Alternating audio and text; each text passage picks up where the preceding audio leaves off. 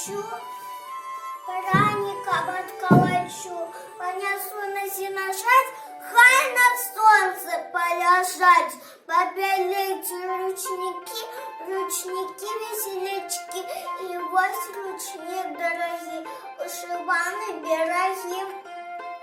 Кожен свой малюнок мой, кто умеет, то и читает.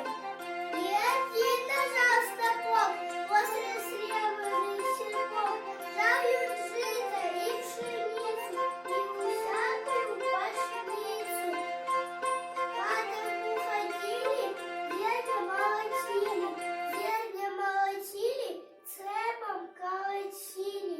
Як це правда трива сека дочі нет, а сіну сека сіну на ночовки і забрали її домовки.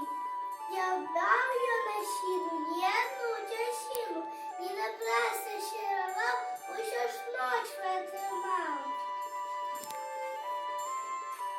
У гэтых ночвах бабка зерни подкидала, пыл потрясала.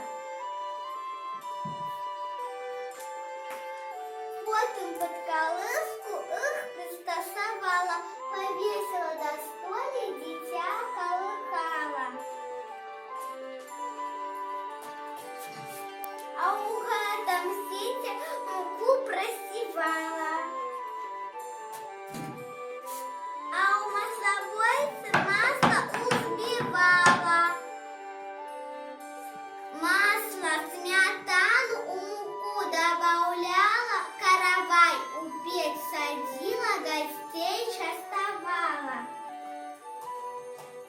А вот теперь славная матуля, что можно обещётаю отули, согреє, простуду забере, ласкава усіх сустренье для дверей.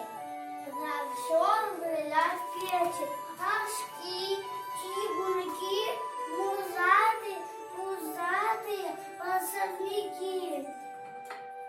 Бобочевилы, яны быцем носят горшки, чигунки у огонь. А тут котелга, кривая нога, золото у скрыню бегать мага. Вилы — сельская природа. Хать иметь бы поздно. На костюмку год солому вилами для дома. Погрузить на восьму лох, только вилами ты смог. РСС звонко стали, звонких кош наотбивали. А як вийде дід косить, на весь ух коса звенит. Латоя кашку мыли, як лодки наши ожи.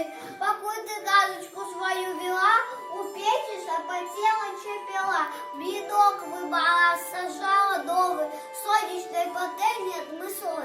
Не минайте нашей хаты, приезжайте вы до нас пирогами и блинами, почествуем гости вас.